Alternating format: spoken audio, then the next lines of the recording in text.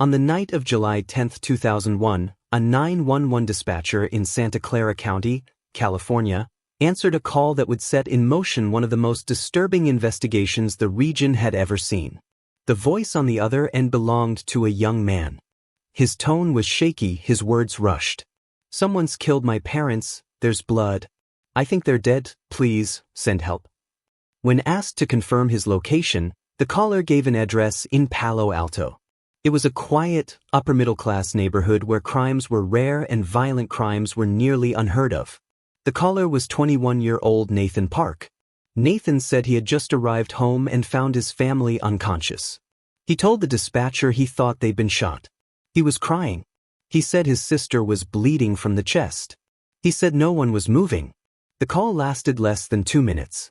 By the time first responders arrived, the home was still and dark. The front door was slightly open. Inside, the house was silent except for the steady hum of a refrigerator and the ticking of a wall clock. 3 members of the Park family were dead. Thomas Park, 49, was found near the entrance to the living room. Lena Park, 46, was in the hallway between the kitchen and staircase. Their daughter Valerie, just 17, was upstairs in her bedroom. There were no gunshots, despite what Nathan claimed during the call. All 3 had been killed with a sharp object. Thomas and Lena had deep stab wounds to the neck and torso. Valerie's body showed signs of multiple injuries, including blunt force trauma. The medical examiner would later confirm that her death had likely occurred first. Nathan was found sitting on the floor of the garage, leaning against a wall. His shirt had smears of blood. When asked what had happened, he said he'd walked in, seen the scene, and panicked. He said he didn't know who could have done it. He mentioned something about 2 figures running away. He couldn't describe them. Paramedics tried to question him, but he seemed confused and detached. He kept repeating that his family was dead. Officers described him as in shock. At that point, no one had any reason to suspect him. Within the first few hours, Nathan was treated as a victim. He was taken to the hospital for evaluation. A social worker was assigned to him. His surviving relatives, mostly aunts and cousins, gathered to support him. Everyone believed he had just lost everything. 3 days later, at the funeral, Nathan stood in front of hundreds of mourners. He was dressed in black. His eyes were dry. When it came time for him to speak, he didn't read a tribute. He sang. He chose a song known for its sentimentality, "One Sweet Day." Some people said it was moving. Others found it strange. One relative later recalled that Nathan didn't seem to grieve like everyone else. That he never looked at the caskets. That he smiled once, too casually. Later that same day, Nathan asked to meet privately with the family's lawyer. He wanted to talk about the estate. He asked how soon assets could be released. The lawyer, caught off guard, said it would take time. Nathan nodded, thanked him, and walked out. A few days later, he used funds from a government victim compensation program to purchase a luxury vehicle. He moved into a new apartment. He posted a photo of his car on a fan site dedicated to his old band. Investigators began to take a closer look. Back at the crime scene, forensic units had uncovered several details that didn't add up. The house had no signs of forced entry. No locks were broken. Nothing of value had been taken. Drawers were opened but not ransacked.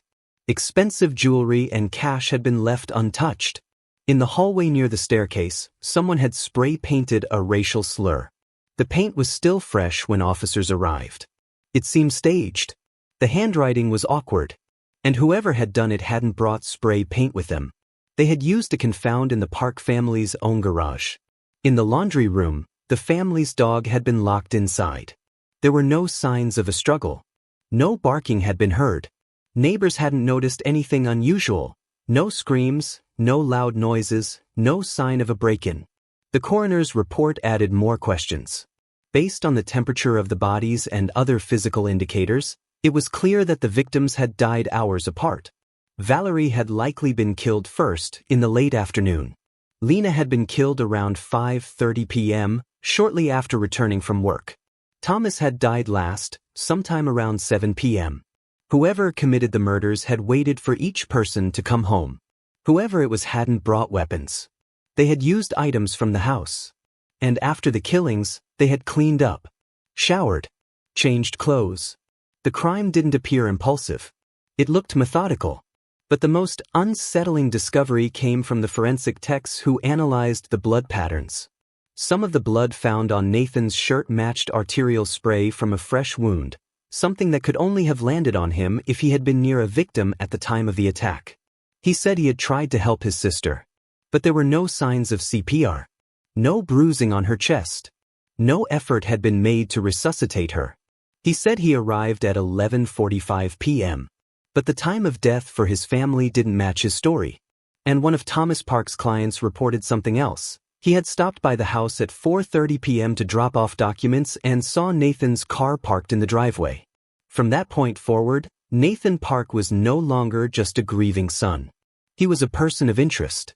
The Park family was the kind of immigrant success story people liked to tell. Thomas and Lena Park had arrived in the United States in the mid-1980s, newly married, with little more than 2 suitcases and a borrowed $1,000. They settled first in Oakland, where Thomas worked nights as a janitor while Lena stitched clothes in a warehouse. They barely spoke English at the time. What they did have was discipline, faith, and an unshakable belief in the promise of America. By the mid-1990s, things had changed. Thomas had gone back to school, earned a paralegal certificate, and opened a small immigration services firm in San Jose. Lena eventually took over the firm's accounting and operations. Together, they built a modest but steady business, serving other immigrant families with visa applications, green cards, and naturalization support. They moved into a larger house in Palo Alto, not far from Stanford University. Their 2 children, Nathan and Valerie, grew up in comfort. On the outside, they were the model Korean-American family. On the inside, there were cracks that no one wanted to admit were forming. Nathan was their firstborn. From the start, Thomas and Lena poured everything into him. Private piano lessons, tutoring, test prep courses, even Saturday morning math drills with Thomas. Their dream was for him to become a cardiologist. It was a dream so constant that by the time Nathan was 12, he could recite medical school rankings from memory. And yet, the more they pushed, the more Nathan quietly pulled away. He wasn't a bad student. He had the grades. He got into UCLA's pre-med program. But what he truly wanted, was something they couldn't understand. Nathan loved music. Not in the way that some kids enjoy music casually. For him, it was everything. He played guitar, wrote lyrics, and performed with a local garage band called Echo Revival. He built a following online, created a fan page, uploaded covers of 90s pop songs. Some nights, he stayed up late composing songs in the basement, whisper singing into a voice recorder. He didn't want fame. He wanted freedom. But freedom had a cost. His parents discovered the band's website during his freshman year of college. They were furious.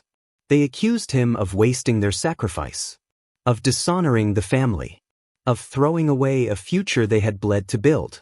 Thomas shut off Nathan's bank account. Lena confiscated his car keys. He was told that unless he refocused on school, he would be cut off entirely. Nathan apologized. He told them he would quit the band.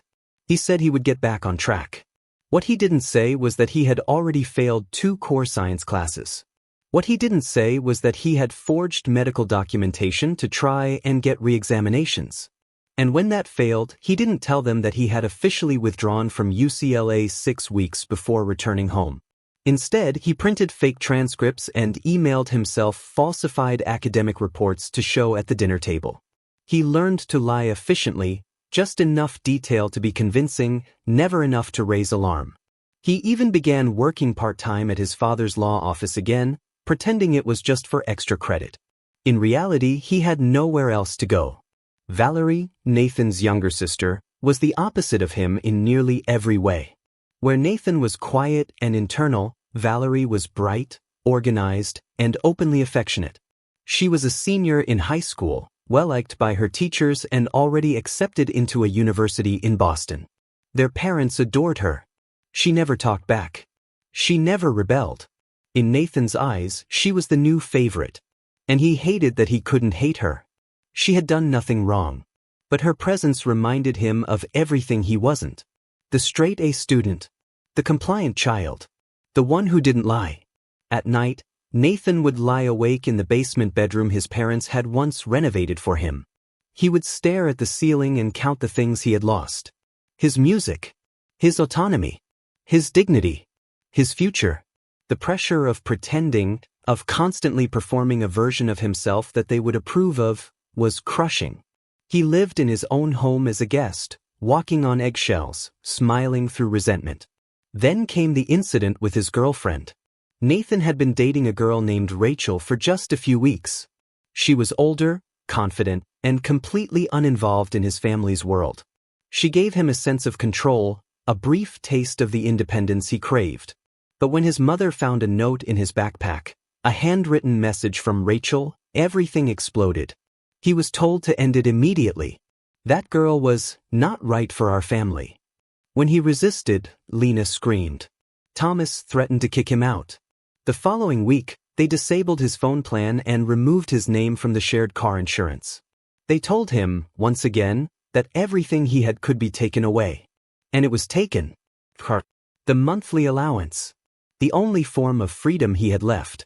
That was late May. By June, Nathan began searching online for ways to poison someone without detection. He spent hours reading obscure articles about plant toxins. He found a vendor that sold seeds illegally. He placed an order.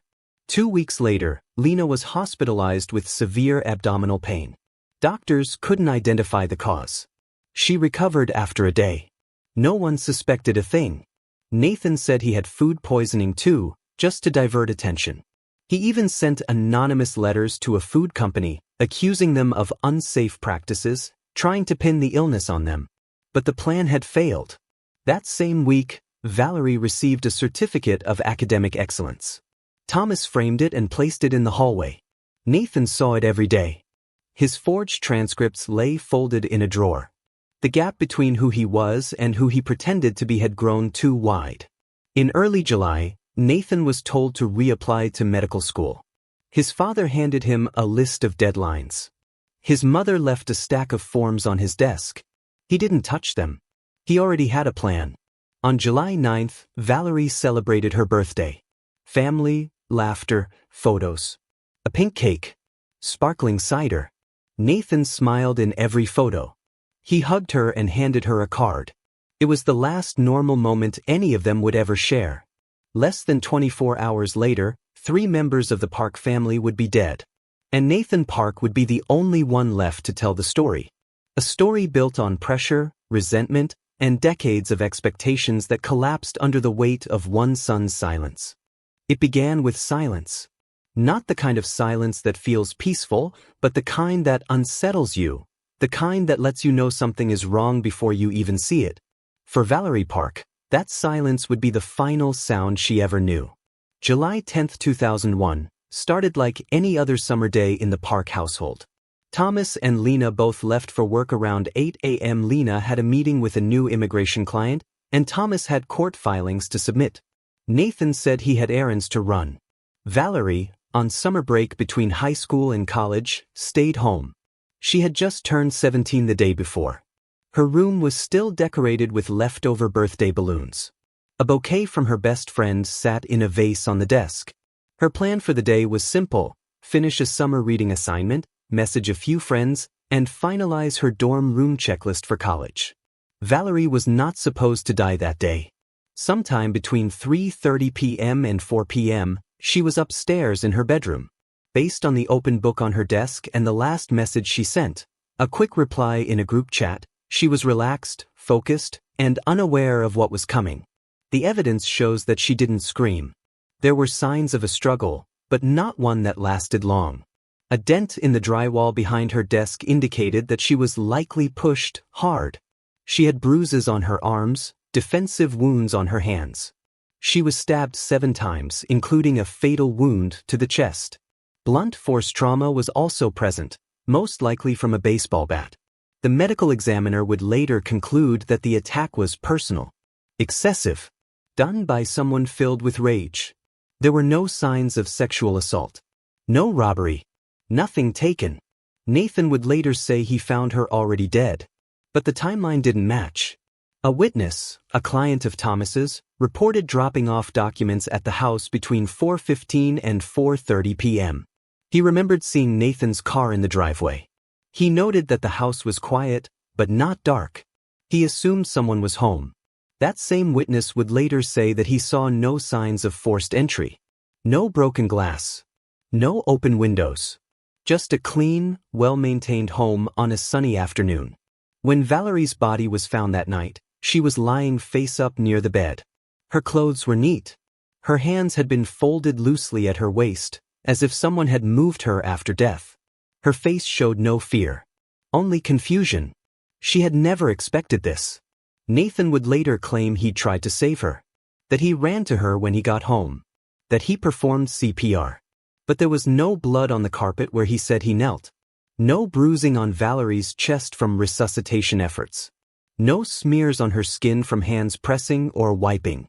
And most damning, her blood had dried hours before Nathan called 911. Her body was cold. She had been dead for over 7 hours by the time help arrived. What investigators would later learn is that Valerie may not have been the target, at least not at first. She was simply the one who was home. Nathan had returned sometime before 3:45 p.m. He entered through the garage, not the front door. He brought with him a baseball bat, already hidden in the trunk. He walked upstairs quietly. No dogs barked. They had been locked in the laundry room earlier that day. He didn't announce himself. He didn't warn her. And when it was over, he didn't call the police. He waited. Downstairs, he cleaned the bat. He placed it back in the trunk. He removed his hoodie. He changed clothes. Then he made himself dinner, leftovers from the night before. The forensics team would later find traces of blood on the refrigerator handle and the kitchen drawer. Valerie's body remained upstairs. Nathan sat in the living room and waited for the next person to come home. At 5:34 p.m., Lena Park pulled into the driveway. Her workday had ended early. She had stopped by the grocery store to pick up fresh fruit and a carton of oat milk. It was a small act of care. She knew Valerie had a sensitive stomach and preferred the non-dairy alternative. She unlocked the front door. She walked in. She never made it past the hallway. Her shoes were still on. Her purse had not been set down. She was still holding the grocery bag when Nathan struck her, once to the back of the head, then again in the neck. The force of the attack caused her to fall against the staircase. There was no time to react. No time to scream. She had trusted the silence.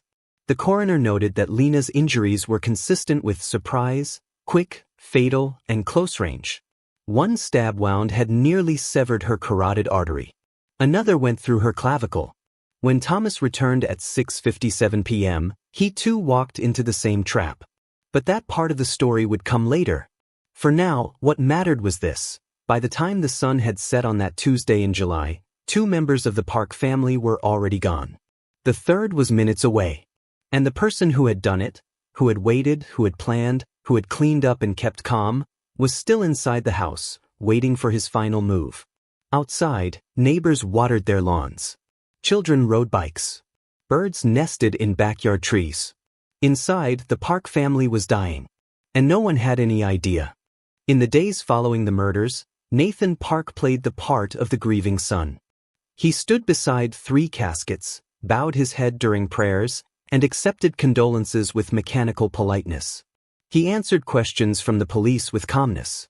He posted a tribute to his family on a fan forum once used to promote his band.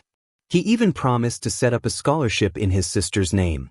On the surface, he was exactly what people expected: composed, cooperative, devastated. But beneath that mask, the seams were already coming apart. The first red flag came not from the police, but from his own relatives. Just 3 days after the funeral, Nathan approached the family's attorney and asked when he could access his parents' estate. He didn't ask about the logistics of closing their firm, or about funeral costs, or about the mortgage. He asked how quickly the assets could be transferred into his name. The lawyer was stunned. The estate wasn't even processed yet. Later that week, Nathan used a portion of government-issued victim compensation funds to purchase a brand new BMW coupe. Fully loaded, custom leather seats, license plate personalized. He moved out of his aunt's house and into a luxury high-rise apartment in Cupertino. When asked about the purchase by a former classmate, he simply said, "It's inheritance. I guess there's a silver lining." Word of this began to circulate. By mid-July, investigators were re-examining the case with a different lens. Initially, Nathan had been treated as a witness, possibly even a target of a home invasion. But as the evidence began to paint a different picture, the police quietly shifted him to a person of interest. The timeline didn't add up. Nathan had claimed he arrived home just before midnight. He said he found the front door ajar, noticed blood in the hallway, and immediately called 911. But the condition of the bodies suggested otherwise. Valerie had been dead for at least 7 hours by the time emergency services arrived. Her blood had long since dried. Lena and Thomas had died hours apart. Someone had waited between killings. Someone had moved their bodies. And there were other details that didn't make sense. The house wasn't ransacked. Drawers had been opened but not emptied. Valuable jewelry remained untouched. Expensive electronics sat undisturbed. Lena's purse still had over $900 in cash. The killer had used household items, knives from the kitchen, a baseball bat from the garage. No foreign fingerprints were found. No signs of forced entry. No damaged locks or broken windows. In fact, the only sign of a possible break-in was the kitchen window, which appeared to have been broken from the inside out. Then there was the graffiti. Spray painted in red block letters near the staircase was a crude racial slur, clearly an attempt to stage a hate crime. But something about it felt off. The paint was traced back to a can found in the garage. The lettering style looked awkward, unnatural. Forensics found traces of the same red paint on a hoodie later recovered from Nathan's laundry hamper. And the most telling clue came from the dog. The park's golden retriever, Miso, was known to bark at strangers aggressively. But when police arrived that night, Miso was silent. She had been locked in the laundry room well before the first killing. Only someone familiar with her would have known to do that. On July 20th, police brought Nathan in for a second round of questioning. This time, they asked more specific questions. Where exactly had he been that afternoon? Why hadn't he entered the house when he got home around 6 p.m., as one neighbor had claimed? Why had he said he was out with friends, but couldn't recall what games they played or where they ate? Nathan said he was confused. He said the trauma had affected his memory. He insisted he had no reason to harm his family. Then, in what investigators later described as a nervous improvisation, Nathan claimed he had stopped at a massage parlor before going home, implying he didn't want to say anything earlier because he was embarrassed. It was a weak alibi.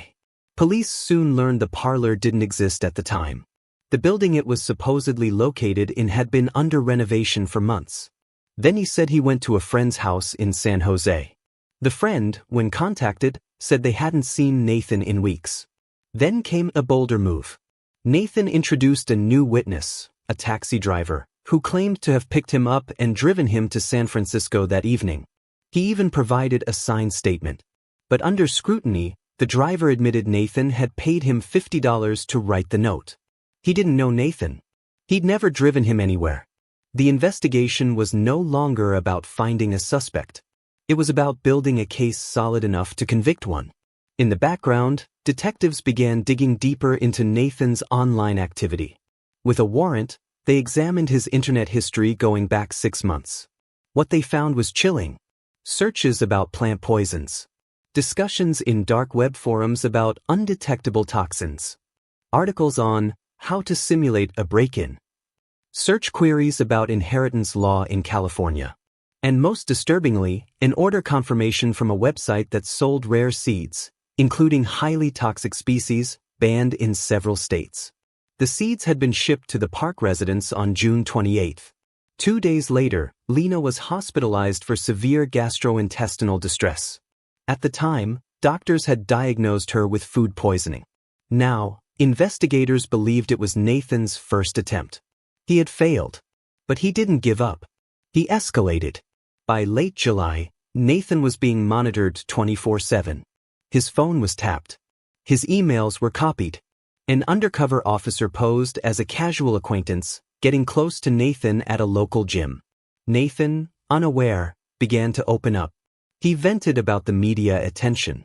He complained that the police weren't doing their jobs. He even bragged that he knew how to handle pressure. He asked the officer if he had any contacts in the police department, someone who could leak him updates on the investigation. That's when police knew they had to act fast. He was testing boundaries. He was slipping. And if they gave him more time, he might try to flee, or worse, silence others who suspected him. The mask was cracking. And behind it, the real Nathan Park was beginning to emerge. By early August, the case against Nathan Park was building silently but steadily. The detectives had no intention of alerting him. What they needed wasn't another theory. It was a confession, or at the very least, a mistake. That's when they decided to set a trap.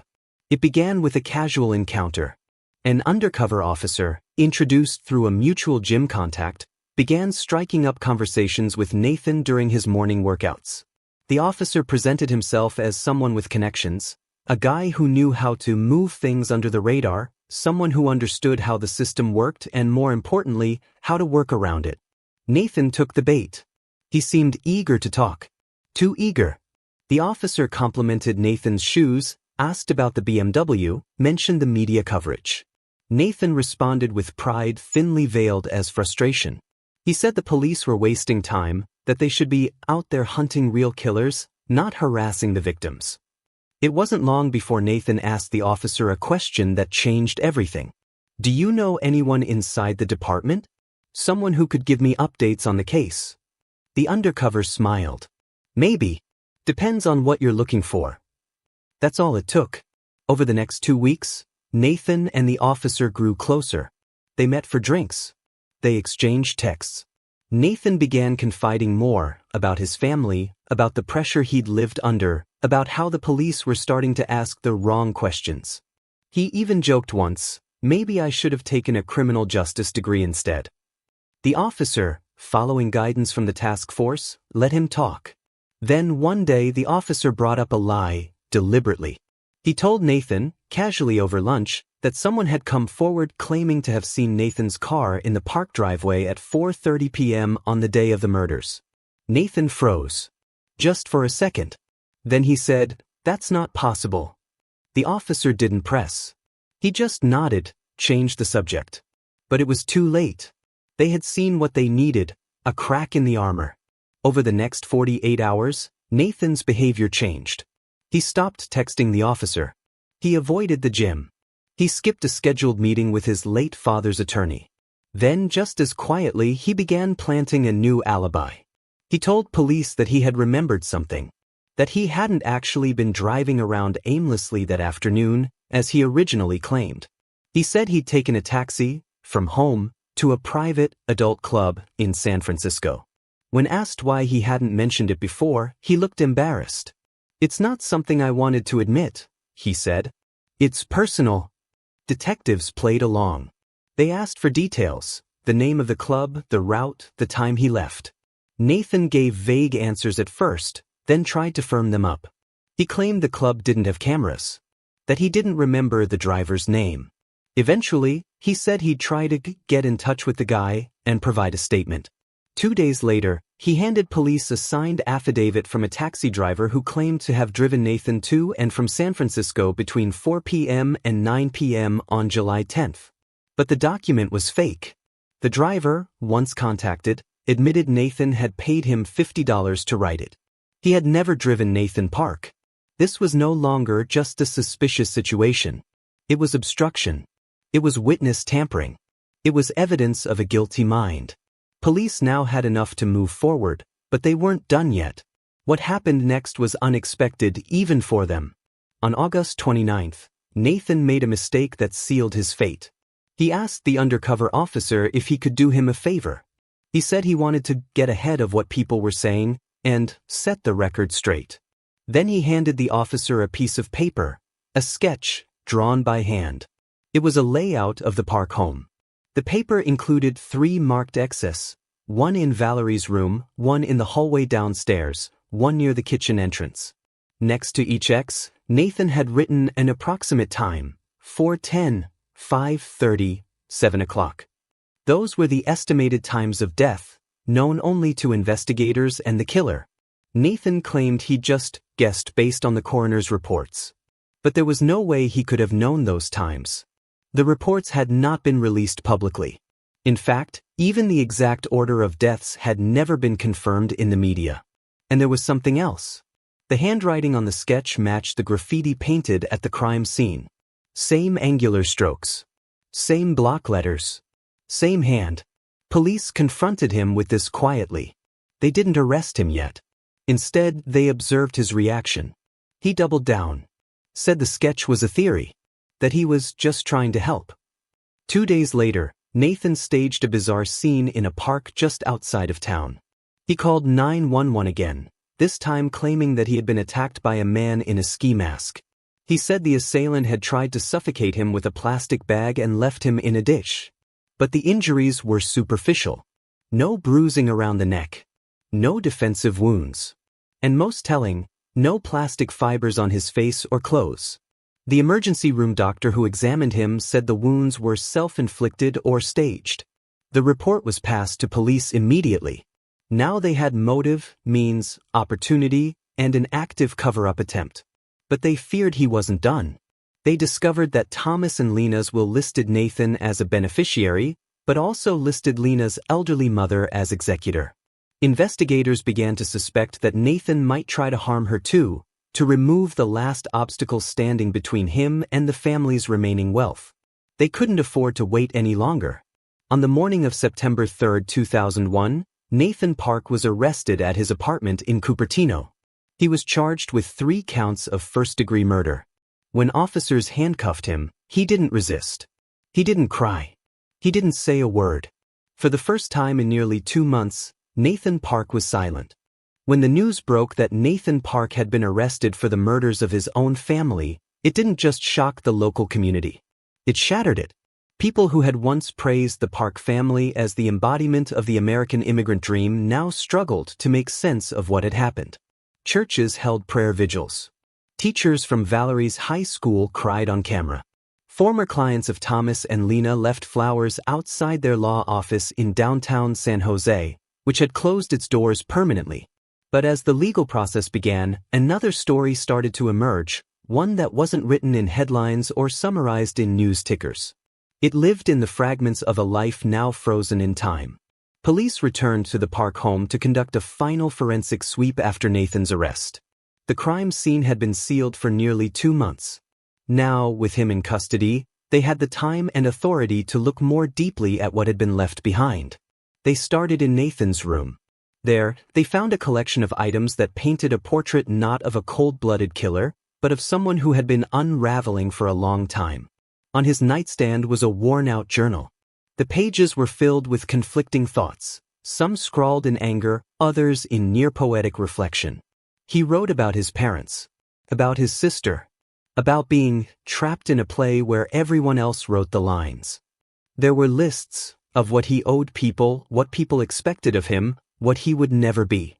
One entry, dated just 3 weeks before the murders, read, "If I disappeared tomorrow, would anyone care? Or would they just be glad the failure's finally out of the way?" But it wasn't just angst. In a locked drawer of his desk, investigators found digital files, dozens of fake transcripts, forged letters of recommendation, and even an edited college acceptance letter addressed to a school he never applied to. These were not the mistakes of a desperate student. They were calculated, layered lies, designed to prop up the illusion he had built for years. He hadn't just lied to his parents. He had lied to himself. There was also something far more chilling, a printed guide downloaded from an obscure online forum titled, "The Perfect Crime: How to Stage a Burglary." It outlined steps that matched the Park crime scene almost perfectly, staging a break-in, using gloves, misdirecting investigators with graffiti, removing pets to minimize noise. Beside the guide was a packet of unused toxic plant seeds, still in their original black envelope. He had tried to kill with poison before. When that failed, he chose a more direct route. And in the trash bin beneath his desk, crumpled into a ball, was a handwritten list. "Valerie, upstairs. And when she gets back. Change clothes. Lock me so in laundry. Break kitchen window. Paint wall. Throw away gloves. Dinner with Kevin. Call 911. The final item was underlined twice. Call 911. He had written out the night as if it were a to-do list. Elsewhere in the house, police collected more evidence. Lena's purse, with blood smeared unnaturally along the strap. It had been carefully placed beside her, not dropped during a struggle. Thomas's briefcase was found near his body, unzipped, its contents undisturbed. Valerie's phone, untouched, still had a message draft saved at 4:12 p.m., a reply to a friend she never got to send. The entire crime scene had been manipulated to look spontaneous. But it was anything but. As police compiled the evidence into a case file, prosecutors began preparing for trial. They knew that while the physical evidence was strong, the motive would be the most difficult thing to explain to a jury. Why would a young man kill the very people who had raised him, loved him, supported him? The answer wasn't just in what Nathan had done. It was in what the family had become. Thomas and Lena had come to America with the intention of building a legacy through their children. For years, that dream had kept them going. It helped them survive humiliation, exhaustion, fear. They had placed all their hope in Nathan. But in doing so, they had also placed all their pressure. From an early age, Nathan was expected to carry their dreams, bear their name, and succeed in ways they never could. Every grade was measured, every action judged. He wasn't nurtured so much as molded. And when he deviated, when he strayed from the blueprint, they didn't adjust. They corrected. Even Valerie, who had always done everything right, had felt the sting of expectation. She once told a friend that she was afraid of telling her parents she didn't want to study medicine, that she only wanted to be a teacher. It wasn't a question of love. It was a question of approval. And for Nathan, approval had become a currency he could never afford. He had faked his way through school. He had lied to keep his car.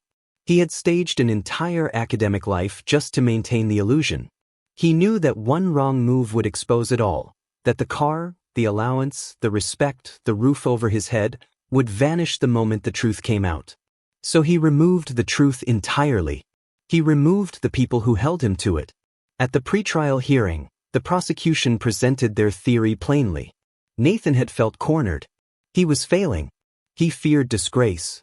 And in a moment of calculated panic, he decided that it would be easier to destroy the house of cards than to let it collapse on its own. The defense argued diminished responsibility. They brought up Nathan's history of depression, isolation, the pressure of his upbringing. They said he snapped, that he needed help, not hatred. But the jury saw through it. They saw the staged window, the shopping receipt for the BMW, the fabricated taxi driver, the staged assault in the ditch, the time-stamped sketch, the graffiti, the forged transcripts. They saw the to-do list. And when the verdict came down, there was no uncertainty. Nathan Park was found guilty on 3 counts of first-degree murder and 1 count of attempted fraud. He was sentenced to life in prison without the possibility of parole. There was no confession, no apology, no final statement. When Nathan Park was convicted of the murders of his father, mother, and younger sister, he did not cry. He did not flinch. He did not speak.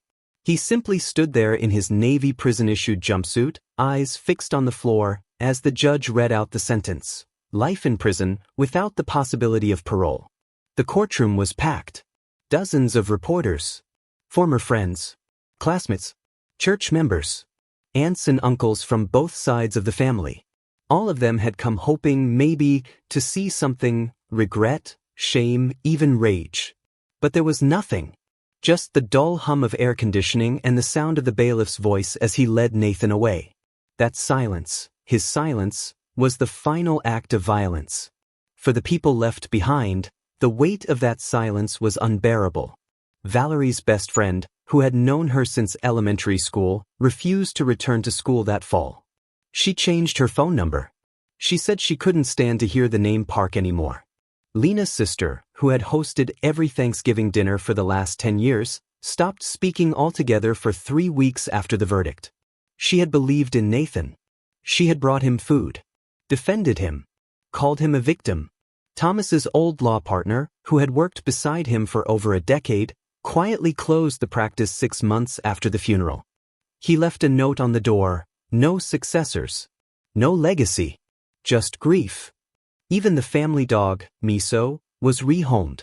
The couple who adopted her said she refused to enter kitchens or bark at strangers for nearly a year. Nathan's silence became a shadow that stretched far beyond the prison walls.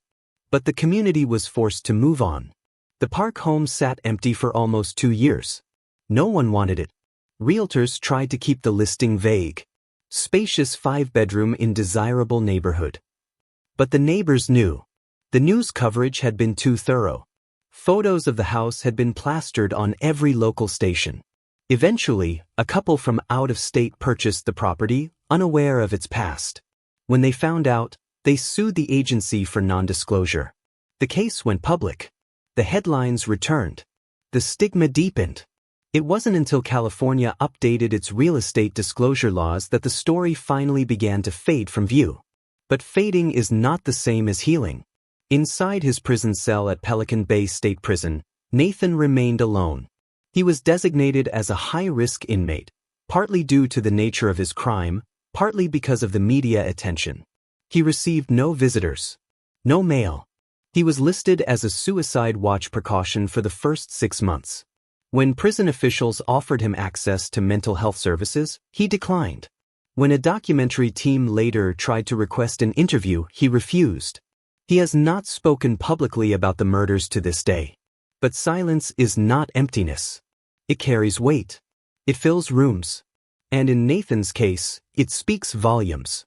What it says is this: he would rather be remembered as a mystery than face the truth. He would rather be the boy people wonder about than the man who admits what he did. He would rather erase the past than reckon with it. And that, in the end, may be the clearest window into who he really was. The boy who sang at his family's funeral. The boy who smiled in photos taken hours after committing murder. The boy who wrote a to-do list titled in his head, "How to Get Away with It." The boy who, when it all fell apart, called 911 with shaking hands, but not a shaking heart. He wanted control. He got silence. Years after the murders, a reporter revisited the case for a feature about how suburban communities process family-based trauma. She interviewed people who had known the Park family, neighbors, teachers, even the store clerk who used to see Lena every Saturday morning buying flowers. They all said the same thing. They had missed the signs. Or maybe they had ignored them. Because it's easier to believe in happy families. It's easier to assume that success equals peace.